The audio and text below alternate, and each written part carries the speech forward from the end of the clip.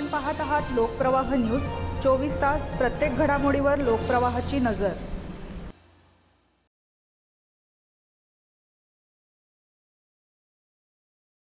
शासकीय आश्रमशाळेतील 9वीत शिकणाऱ्या अल्पवयीन मुलीने दिला बाळाला जन्म। शाळेचा निष्काळजीपणा चव्हाट्यावर, दोषीवर कारवाई करा, मंत्री उदय सामंत। कळवण तालुक्यातील सप्तशृंगी गडाच्या पायथ्याशी असलेल्या मोहनदरी शासकीय आश्रमशाळेत 9वीत शिकणाऱ्या एका अल्पवयीन विद्यार्थिनीने बाळाला जन्म दिल्याची धक्कादायक घटना उघडकीस आली असून यामुळे संपूर्ण राज्यात खळबळ उडाली आहे। या प्रकरणामुळे आश्रमशाळांमधील विद्यार्थिनींच्या सुरक्षिततेबाबत तसेच आरोग्य तपासणी व्यवस्थेबाबत गंभीर प्रश्न उपस्थित झाले आहेत। या प्रकरणी पोलिसात गुन्हा दाखल करण्यात आला असून संबंधित विद्यार्थिनीशी संबंध ठेवणारा आरोपी देखील अल्पवयीन असल्याने त्याला बाल न्याय कायद्यानुसार बालसुधार गृहात पाठवण्यात आले आहे।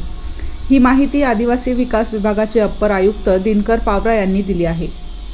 आदिवासी विद्यार्थ्यांच्या शिक्षण, आरोग्य आणि सुरक्षिततेसाठी शासनाकडून मोठ्या प्रमाणात निधी उपलब्ध करून दिला जातो। आश्रमशाळांमध्ये विद्यार्थिनींच्या नियमित आरोग्य तपासण्या व मासिक पाळीची नोंद ठेवण्याची व्यवस्था असल्याचा दावा केला जातो।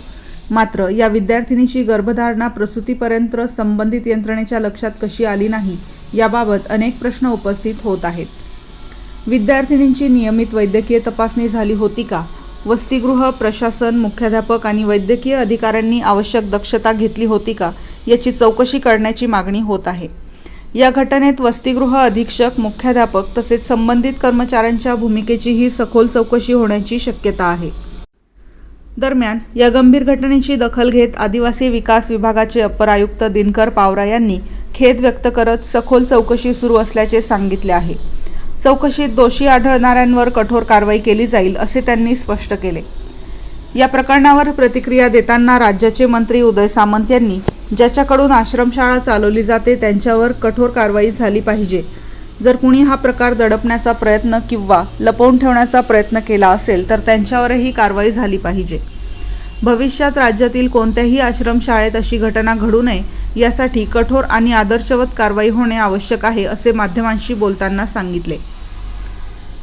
या घटनेमुळे केवळ एका विद्यार्थिनीच्या आयुष्यावर गंभीर परिणाम झाला नसून आश्रमशाळांमधील विद्यार्थ्यांच्या सुरक्षिततेची यंत्रणा, देखरेख व्यवस्था आणि जबाबदारी याबाबत व्यापक पुनरावलोकन करण्याची गरज अधोरेखित झाली आहे। चौकशी अहवालानंतर या प्रकरणात आणखी कोणी तथ्ये समोर येतात याकडे राज्याचे लक्ष लागले आहे। फारच गंभीर बाब आहे। अशा पद्धतीची गोष्ट घडली असेल तर आश्रमशाळा चालवणारे जे काही मंडळी आहेत त्यांची चौकशी झाली पाहिजे, त्यांच्यावर कारवाई झाली पाहिजे। हे कृत्य कोणी लपवून ठेवलं दबावानं त्याच्यावर देखील कारवाई झाली पाहिजे। नुसती कारवाई नाही झाली पाहिजे, अन्य आश्रमशाळेमध्ये अशी परत घटना घडणार नाही अशा पद्धतीची कडक कारवाई झाली पाहिजे।